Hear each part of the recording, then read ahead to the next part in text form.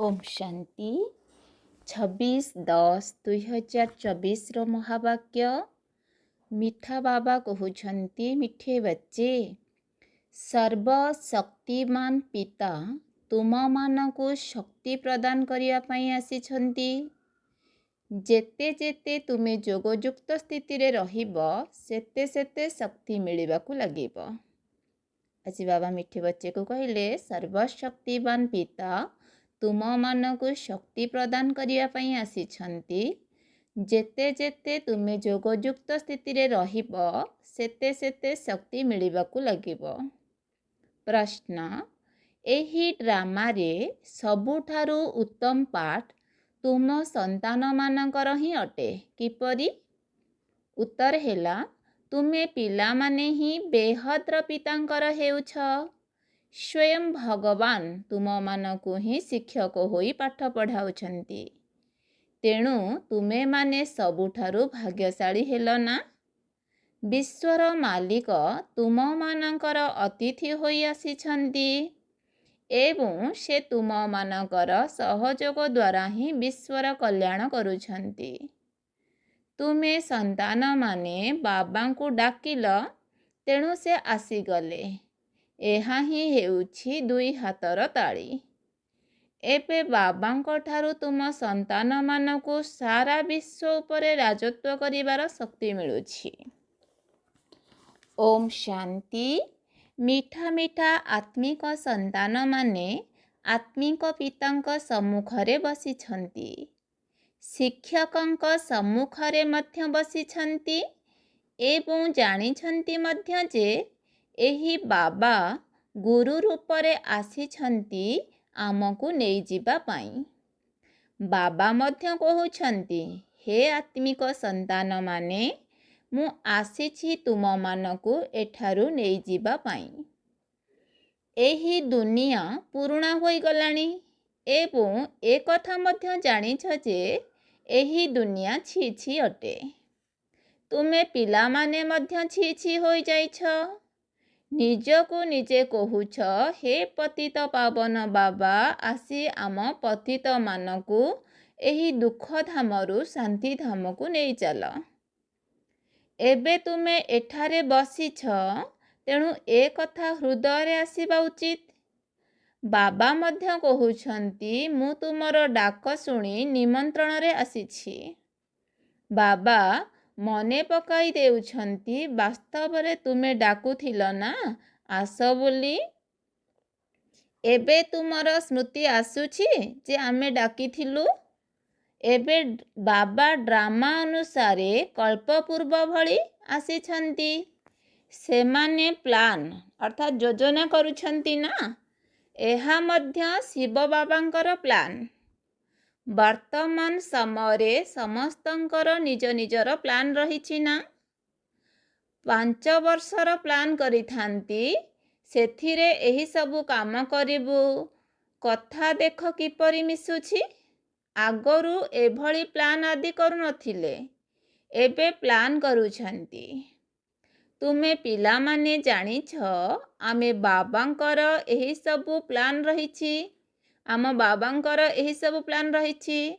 ड्रामार plan अनुसारे 5000 वर्ष पूर्वरु मु एही प्लान करिथिले। तुमे मधुर संतान माने जेउ माने एठारे बहु दुखी होई जाइछ वेश्यालय रे पड़िछ। एबे मु आसीछि तुमकु शिवालय को नहीं जिबा पाई। शांतिधाम हेउछि निराकारी शिवालय एवं सुखधाम हेउछि साकारी शिवालय। तेबे वर्तमान समय बाबा तुम मानकु रिफ्रेश अर्थात सतेज करुछन्ति। तुमे बाबांक सम्मुखरे बसिछ ना। बुद्धि रे तो निश्चय अछि जे बाबा आसिछन्ति। बाबा शब्द बहुत मीठा। ए कथा मध्य जानिच जे आमे आत्मा माने सेही शिव बाबांकर संतान अटु। पुणी अभिनय करिया पाई एही ब्रह्मा बाबांकर होइछु। केते समय धरी तुमकु लौकिक बाबा माने मिलिछन्ति। सत्य जुगरु आरंभ करी सुख एवं दुखर अभिनय करि आसिछ। ଏବେ ତୁମେ ଜାଣୁଛ ଆମର ଦୁଃଖର ଅଭିନୟ ପୂରା ହେଉଛି। ସୁଖର ଅଭିନୟ ମଧ୍ୟ ପୂରା 21 ଜନ୍ମ କରିଛୁ। ପୁଣି ଅଧାକଳ୍ପ ଦୁଃଖର ଅଭିନୟ କରିଛୁ। ବାବା ତୁମକୁ ସ୍ମୃତି ଦେଉଛନ୍ତି। ବାବା ପଚାରୁଛନ୍ତି, ବାସ୍ତବରେ ଏହିପରି ହୋଇଛି ନା? ଏବେ ପୁଣି ତୁମକୁ ଅଧାକଳ୍ପ ସୁଖର ଅଭିନୟ କରିବାକୁ ହେବ। ଏହି ଜ୍ଞାନ ଦ୍ୱାରା ତୁମର ଆତ୍ମା ଭରପୁର ହୋଇ ରହିଥାଏ, ପୁଣି ଖାଲି ହୋଇଯାଇଥାଏ। ପୁଣି ବାବା ଭରପୁର କରିଥାନ୍ତି। ତୁମର ଗଳାରେ ବିଜୟମାଳା ପଡ଼ିଛି। ଗଳାରେ ଜ୍ଞାନର ମାଳା ଅଛି। ବାସ୍ତବରେ ଆମେ ଚକ୍ର ଲଗାଇ ଚାଲିଛୁ। ସତ୍ୟ, ତ୍ରେତା, ଦ୍ୱାପର, କଳିଯୁଗ ପୁଣି ଆସିଛୁ ଏହି ସୁଇଟ୍ ମିଠା ସଙ୍ଗମକୁ। ଏହାକୁ ସୁଇଟ୍ କୁହାଯିବ। ଶାନ୍ତିଧାମ ସୁଇଟ୍ ନୁହେଁ। ସବୁଠାରୁ ମିଠା ହେଉଛି ପୁରୁଷୋତ୍ତମ କଲ୍ୟାଣକାରୀ ସଙ୍ଗମ ଯୁଗ। ଡ୍ରାମାରେ ତୁମର ମଧ୍ୟ ସବୁଠାରୁ ଭଲରୁ ଭଲ ପାର୍ଟ ରହିଛି। ତୁମେ କେତେ ଭାଗ୍ୟବାନ ଅଟ। ବେହଦ୍ର ବାବାଙ୍କର ତୁମେ ସନ୍ତାନ ହେଉଛ। ସେ ଆସି ତୁମ ସନ୍ତାନମାନଙ୍କୁ ପଢ଼ାଉଛନ୍ତି। ଏହା କେତେ ସହଜ ଏବଂ କେତେ ଉଚ୍ଚ ପାଠପଢ଼ା। ଯେଉଁ ପାଠପଢ଼ା ଦ୍ୱାରା ତୁମେ କେତେ ଧନବାନ ହେଉଛ। ଏଥିପାଇଁ କୌଣସି ପରିଶ୍ରମ କରିବାକୁ ପଡ଼ୁନାହିଁ। ଡାକ୍ତର, ଇଞ୍ଜିନିୟର ଆଦି କେତେ ମେହନତ କରୁଛନ୍ତି। ତୁମକୁ ତ ବର୍ଷା ମିଳୁଛି। ବାବାଙ୍କର ରୋଜଗାର ଉପରେ ପୁତ୍ରର ହକ୍ ରହିଥାଏ ନା? ତୁମେ ଏହାକୁ ପଢ଼ି 21 ଜନ୍ମର ସଚ୍ଚା ରୋଜଗାର କରୁଛ। ସେଠାରେ ତୁମର କୌଣସି କ୍ଷତି ହେବ ନାହିଁ, ଯେଉଁଥିପାଇଁ ବାବାଙ୍କୁ ମନେ ପକାଇବାକୁ ପଡ଼ିବ। ଏହାକୁ ହିଁ ଅଜପାଜପ କୁହାଯାଏ। ତୁମେ ଜାଣିଛ ବାବା ଆସିଛନ୍ତି। ବାବା ବି କହୁଛନ୍ତି, ମୁଁ ଆସିଛି, ଦୁଇଟି ହାତରେ ତାଳି ବାଜିବ ନା? ବାବା କହୁଛନ୍ତି, ମୋତେ ମନେ ପକାଇଲେ ତୁମର ଜନ୍ମ ଜନ୍ମାନ୍ତର ପାପ ଭସ୍ମ ହୋଇଯିବ। 5 ବିକାର ରୂପୀ ରାବଣ ତୁମକୁ ପାପ ଆତ୍ମା କରିଦେଇଛି। ପୁଣି ପୁଣ୍ୟ ଆତ୍ମା ମଧ୍ୟ ହେବାକୁ ପଡ଼ିବ। ଏହା ବୁଦ୍ଧିରେ ଆସିବା ଉଚିତ। ଆମେ ବାବାଙ୍କ ସ୍ମୃତିରେ ରହି ପବିତ୍ର ହୋଇ ବାବାଙ୍କ ସହିତ ପୁଣି ଘରକୁ ଯିବୁ। ପୁଣି ଏହି ପାଠପଢ଼ା ଦ୍ୱାରା ଆମକୁ ଶକ୍ତି ମିଳିଥାଏ। ଦେବୀ ଦେବତା ଧର୍ମ ପାଇଁ କୁହାଯାଏ ରିଲିଜନ୍ ଇଜ୍ ମାଇଟ୍। ଧର୍ମରେ ଶକ୍ତି ରହିଛି। ବାବା ତ ହେଉଛନ୍ତି ସର୍ବଶକ୍ତିମାନ। ତେଣୁ ବାବାଙ୍କ ଠାରୁ ଆମକୁ ବିଶ୍ୱରେ ଶାନ୍ତି ସ୍ଥାପନ କରିବାର ଶକ୍ତି ମିଳୁଛି। ସେହି ରାଜତ୍ୱ ଆମଠାରୁ କେହି ଛଡ଼ାଇ ନେଇପାରିବେ ନାହିଁ। ଏତେ ଶକ୍ତି ମିଳିଥାଏ। ରାଜାମାନଙ୍କ ହାତରେ ଦେଖ କେତେ ଶକ୍ତି ରହୁଛି। ତାଙ୍କୁ କେତେ ଡରିଥାନ୍ତି। ଗୋଟିଏ ରାଜାଙ୍କର କେତେ ପ୍ରଜା, ସୈନ୍ୟ ଆଦି ରହିଥାନ୍ତି। କିନ୍ତୁ ତାହା ତ ହେଉଛି ଅଳ୍ପ କାଳର ଶକ୍ତି। ଏହା ପୁଣି ହେଉଛି 21 ଜନ୍ମର ଶକ୍ତି। ଏବେ ତୁମେ ଜାଣୁଛ ବିଶ୍ୱ ଉପରେ ରାଜତ୍ୱ କରିବା ପାଇଁ ଆମକୁ ସର୍ବଶକ୍ତିମାନ ବାବାଙ୍କ ଠାରୁ ଶକ୍ତି ମିଳୁଛି। ସ୍ନେହ ତ ରହୁଛି ନା? ଦେବତାମାନେ ସାକାରରେ ନାହାନ୍ତି, ତଥାପି ମଧ୍ୟ ତାଙ୍କ ପ୍ରତି କେତେ ସ୍ନେହ ରହୁଛି। ଯେତେବେଳେ ସମ୍ମୁଖରେ ସାକାରରେ ରହିଥିବେ, ସେତେବେଳେ ପ୍ରଜାମାନଙ୍କର ତାଙ୍କ ପ୍ରତି କେତେ ସ୍ନେହ ରହିଥିବ। ଯୋଗର ଯାତ୍ରା ଦ୍ୱାରା ହିଁ ତୁମେ ଏହି ଶକ୍ତି ନେଉଛ। ଏ କଥାକୁ କେବେ ବି ଭୁଲିଯାଅ ନାହିଁ। ଯୋଗ କରି କରି ତୁମେ ବହୁତ ଶକ୍ତିଶାଳୀ ହୋଇଯାଉଛ। ସର୍ବଶକ୍ତିବାନ ଆଉ କାହାକୁ କୁହାଯାଏ ନାହିଁ। ସମସ୍ତଙ୍କୁ ଶକ୍ତି ମିଳୁଛି। ବର୍ତ୍ତମାନ କାହା ପାଖରେ ଶକ୍ତି ନାହିଁ। ସମସ୍ତେ ତମ ପ୍ରଧାନ। ସମସ୍ତ ଆତ୍ମାମାନଙ୍କୁ ଜଣଙ୍କ ଠାରୁ ହିଁ ଶକ୍ତି ମିଳିଥାଏ। ସେମାନେ ନିଜର ରାଜଧାନୀକୁ ଯାଇ ପୁଣି ନିଜ ନିଜର ଅଭିନୟ କରିଥାନ୍ତି। ନିଜର ହିସାବ କିତାବ ଚୁକ୍ତ କରି ପୁଣି ସେହିପରି କ୍ରମାନ୍ୱୟରେ ସର୍ବଶକ୍ତିବାନ ହେବେ। ପ୍ରଥମ ନମ୍ବରରେ ଏହି ଦେବତାମାନଙ୍କର ଶକ୍ତି। ଏହି ଲକ୍ଷ୍ମୀ ନାରାୟଣ ବାସ୍ତବରେ ସମଗ୍ର ବିଶ୍ୱର ମାଲିକ ଥିଲେ ନା? ତୁମ ବୁଦ୍ଧିରେ ସମଗ୍ର ସୃଷ୍ଟିର ଚକ୍ର ରହିଛି। ଯେପରି ତୁମ ଆତ୍ମାରେ ଏହି ଜ୍ଞାନ ରହିଛି, ସେହିପରି ବାବାଙ୍କ ଆତ୍ମାରେ ମଧ୍ୟ ସମସ୍ତ ଜ୍ଞାନ ରହିଛି। ଏବେ ତୁମକୁ ଜ୍ଞାନ ଦେଉଛନ୍ତି। ଡ୍ରାମାରେ ଯେଉଁ ପାର୍ଟ ରହିଛି ତାହା ରିପିଟ୍ ଅର୍ଥାତ୍ ପୁନରାବୃତ୍ତି ହେଉଛି। ପୁଣି ସେହି ପାର୍ଟ 5000 ବର୍ଷ ପରେ ରିପିଟ୍ ହେବ। ଏ କଥା ମଧ୍ୟ ତୁମେ ସନ୍ତାନମାନେ ଜାଣିଛ। ତୁମେ ଯେତେବେଳେ ସତ୍ୟ ଯୁଗରେ ରାଜତ୍ୱ କରୁଛ, ସେତେବେଳେ ବାବା ଅବସରକାଳୀନ ଜୀବନରେ ରହିଥାନ୍ତି। ପୁଣି କେତେବେଳେ ଷ୍ଟେଜକୁ ଆସିଥାନ୍ତି? ଯେତେବେଳେ ତୁମେ ଦୁଃଖୀ ହୋଇଥାଅ।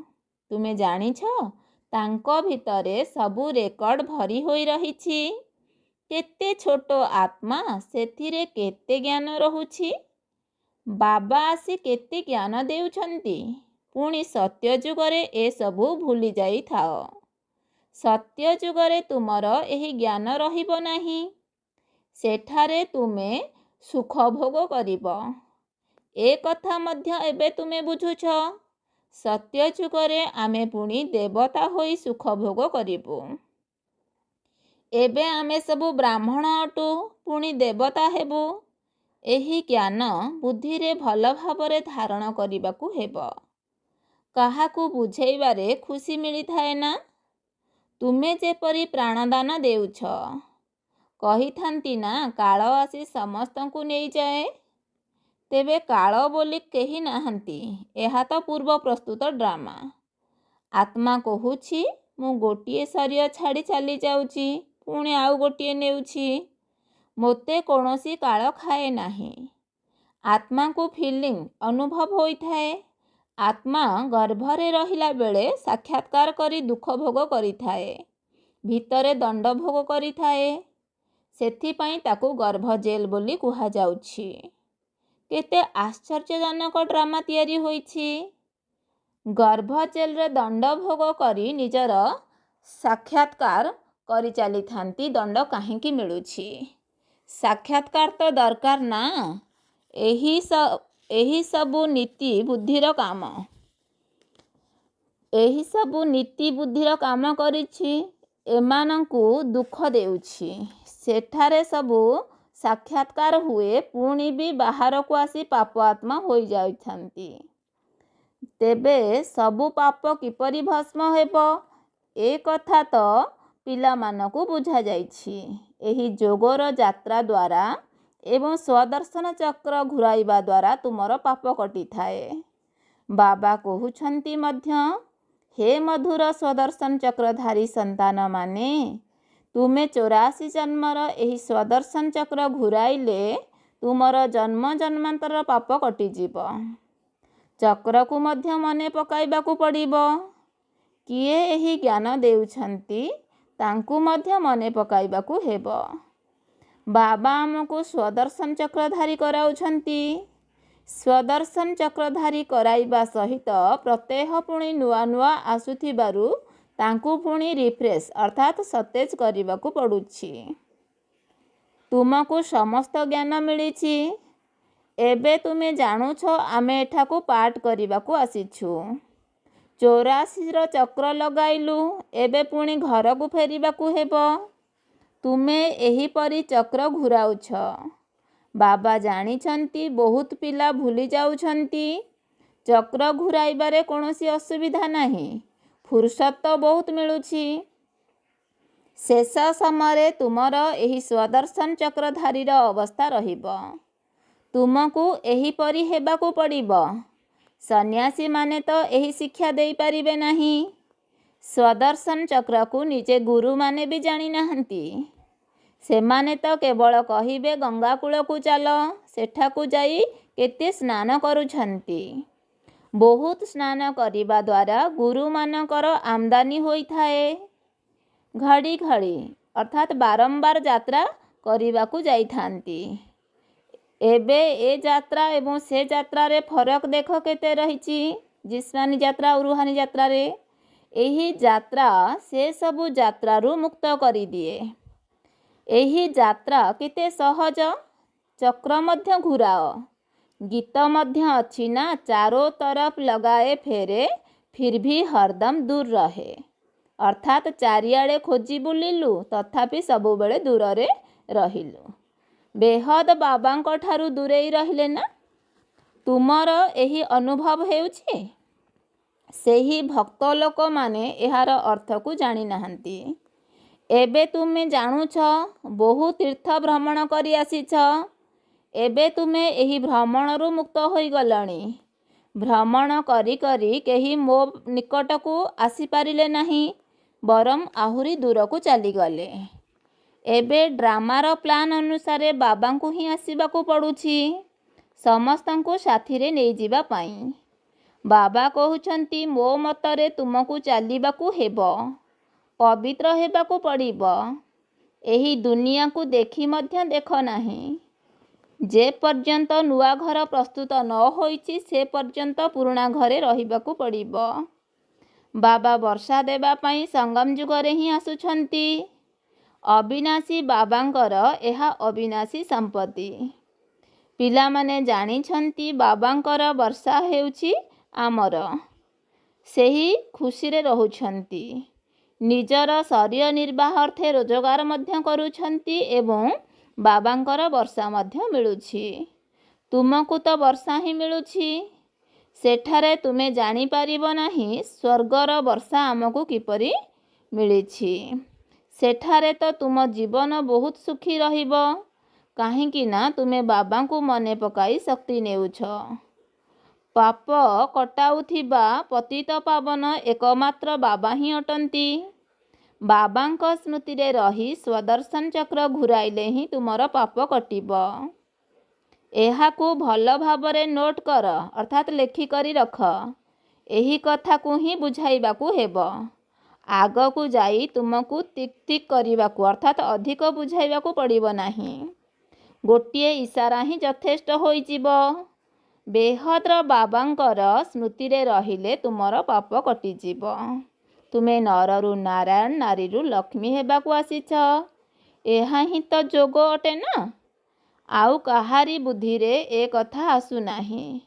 ଏଠାକୁ ତୁମେ ଆସୁଛ, ବୁଦ୍ଧିରେ ଅଛି ଆମେ ବାପଦାଦାଙ୍କ ପାଖକୁ ଯାଉଛୁ, ତାଙ୍କଠାରୁ ନୂଆ ଦୁନିଆ ସ୍ୱର୍ଗର ବର୍ଷା ନେବା ପାଇଁ। ବାବା କହୁଛନ୍ତି, ସ୍ୱଦର୍ଶନ ଚକ୍ରଧାରୀ ହେବା ଦ୍ୱାରା ତୁମର ବିକର୍ମ ବିନାଶ ହୋଇଯିବ। ତେଣୁ ଯିଏ ତୁମ ଜୀବନକୁ ହୀରାତୁଲ୍ୟ କରାଉଛନ୍ତି ତାଙ୍କୁ ଦେଖ। ଏ କଥା ମଧ୍ୟ ତୁମେ ବୁଝୁଛ। ଏଥିରେ ଦେଖିବାର କୌଣସି କଥା ନାହିଁ। ଏ କଥା ତୁମେ ଦିବ୍ୟ ଦୃଷ୍ଟି ଦ୍ୱାରା ଜାଣିଛ। ଆତ୍ମା ହିଁ ଏହି ଶରୀର ଦ୍ୱାରା ପଢ଼ୁଛି। ଏହି ଜ୍ଞାନ ବର୍ତ୍ତମାନ ତୁମକୁ ମିଳୁଛି। ଆମେ ଯେଉଁ କର୍ମ କରୁଛୁ, ଆତ୍ମା ହିଁ ଶରୀର ଧାରଣ କରି କର୍ମ କରୁଛି। ବାବାଙ୍କୁ ମଧ୍ୟ ପଢ଼ାଇବାକୁ ହେବ।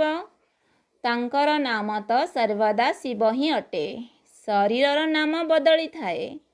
ଏହି ଶରୀର ତ ମୋର ନୁହେଁ, ଏହା ତ ତାଙ୍କର ସମ୍ପତ୍ତି। ଶରୀର କାହାର? ବ୍ରହ୍ମା ବାବାଙ୍କର। ଶରୀର ଆତ୍ମାର ସମ୍ପତ୍ତି ଅଟେ, ଯାହାଦ୍ୱାରା ଆତ୍ମା ପାଠ କରୁଛି। ଏହା ତ ବୁଝିବା ପାଇଁ ବିଲକୁଲ ସହଜ କଥା। ଆତ୍ମା ତ ସମସ୍ତଙ୍କ ଠାରେ ରହିଛି। ସମସ୍ତଙ୍କର ଶରୀରର ନାମ ଅଲଗା ଅଲଗା ରଖାଯାଇଥାଏ। ଇଏ ପୁଣି ହେଉଛନ୍ତି ପରମ ଆତ୍ମା, ସୁପ୍ରିମ ଆତ୍ମା, ଉଚ୍ଚରୁ ଉଚ୍ଚ। ଏବେ ତୁମେ ବୁଝୁଛ, ଏକ ଭଗବାନ ହିଁ ହେଉଛନ୍ତି ସୃଷ୍ଟିକର୍ତ୍ତା, ବାକି ସବୁ ପାଠଧାରୀ ରଚନା ଅଟନ୍ତି। ଏ କଥା ମଧ୍ୟ ଜାଣିଗଲଣି ଯେ କିପରି ଆତ୍ମାମାନେ ଆସିଥାନ୍ତି। ପ୍ରଥମେ ପ୍ରଥମେ ଆଦି ସନାତନ ଦେବୀ ଦେବତା ଧର୍ମର ଅଳ୍ପ ଆତ୍ମା ରହିବେ। ପୁଣି ଶେଷ ସମୟରେ ପ୍ରଥମେ ଆସିବା ପାଇଁ ଯୋଗ୍ୟ ହେଉଛନ୍ତି। ଏହା ଯେପରି ସୃଷ୍ଟିଚକ୍ରର ମାଳା, ଯାହାକି ଘୁରି ଚାଲିଛି। ମାଳାକୁ ତୁମେ ଘୁରାଇଲେ ସବୁ ଦାନାର ଚକ୍ର ଘୁରିଥାଏ ନା? ସତ୍ୟ ଯୁଗରେ ଭକ୍ତି ଟିକିଏ ବି ରହିବ ନାହିଁ। ବାବା ବୁଝାଉଛନ୍ତି, ହେ ଆତ୍ମାମାନେ, ମୋତେ ହିଁ ମନେ ପକାଅ। ତୁମକୁ ଘରକୁ ନିଶ୍ଚୟ ଫେରିବାକୁ ହେବ। ବିନାଶ ସମ୍ମୁଖରେ ଉପସ୍ଥିତ। ଯୋଗ ଦ୍ୱାରା ହିଁ ପାପ କଟିବ ଏବଂ ଦଣ୍ଡ ପାଇବାରୁ ମଧ୍ୟ ମୁକ୍ତି ପାଇଯିବ। पद मध्य भल पाइब, नचेत बहु दंड भोग करने हेब। मु तुम संतान मानकर केते भल अतिथि। मु समग्र विश्व को परिवर्तन करुछि, पुराना दुनिया को नुआ करी देउछि। तुमे मध्य जानिछ बाबा कल्प कल्प आसी विश्व को परिवर्तन करी पुराना विश्व को नुआ करी दियंती। एही विश्व नुआरु पुराना, पुराणारु नुआ होई थाए ना। तुमे वर्तमान चक्र घुराउछ। बाबांका बुद्धि रे ज्ञान अछि, तेणु वर्णना करुछंती। तुम बुद्धि रे मध्य ज्ञान अछि जे चक्र किपरि घुरुछि। तुमे जानिछ बाबा आसीछंती, तांको श्रीमत रे चाली आमे पवित्र हेउछु। तेबे जोग द्वारा ही पवित्र होई चलिबु, पुणी उच्च पद पाइबु। पुरुषार्थ मध्य कराइबा जरूरी। पुरुषार्थ कराइबा पई केते चित्र आदि तयारी करुछंती। जिए आसुछंती तांकु तुमे 84 जन्मर चक्र विषय बुझाउछ। बाबा को मने पकाइबा द्वारा तुमे पतितरु पावन होई जीव। अच्छा, मीठा मीठा शिकिलधे संतान मानक प्रति माता पिता बाप दादांकर मधुर स्नेह संपन्न शुभेच्छा एवं सुप्रभात। आत्मिक पितांकर आत्मिक संतान मानकु नमस्ते। धारणा पाई मुख्य सारांश पॉइंट नंबर 1। ज्ञान को भल भावरे बुद्धि रे धारण करी अनेक आत्मा को प्राणदान देबाकु हेब। स्वदर्शन चक्रधारी हेबाकु पड़िबो। द्वितीय पॉइंट, एही मीठा संगम जुगरे निज पाई रोजगार करिबा सहित बाबांकर श्रीमत रे चाली बाबांक ठारू पूरा वर्षा नेबाकु हेब। निजर जीवन को सदाकाल पाई सुखमय करिबाकु हेब। आजिर वरदान बाबांकर सर्व वरदान को समय अनुसार कार्य रे लगाई फलीभूत करुथिबा फलस्वरूप आत्मा भव। आजिर वरदान हेला सर्व वरदान को समय अनुसार कार्य रे लगाई फलीभूत करुथिबा फलस्वरूप आत्मा भव। विस्तार, बाप दादांक द्वारा तुम मानक समय अनुसार जहाँ सबु वरदान प्राप्त होछि सेगुड़ी को यथा समय कार्य रे लगाओ। केवल वरदान को शुणी खुशी हो जाओ नहीं जे आज बहुत भल वरदान मिली। वरदान को काम रे लगाइबा द्वारा वरदान गुड़िक सर्वदा कायम रही थाए। तेबे वरदान तो अविनाशी बाबांकर अटे, किंतु सेगुड़ी को फलीभूत करिवार अछि। सेथिपाई वरदानी रूपी बीज को बारंबार स्मृति रूपक पानी दियो।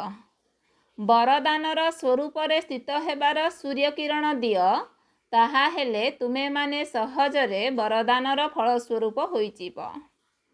स्लोगान, तुमर विशेषता गुड़िक प्रभु प्रसाद अटे, सेगुड़ी को सेबारे लगाओ, बांट एवं बढ़ाओ। आजिर स्लोगान हेला तुमर विशेषता गुड़िक प्रभु प्रसाद अटे, सेगुड़ी को सेबारे लगाओ, बांट एवं बढ़ाओ। अच्छा, ओम शांति।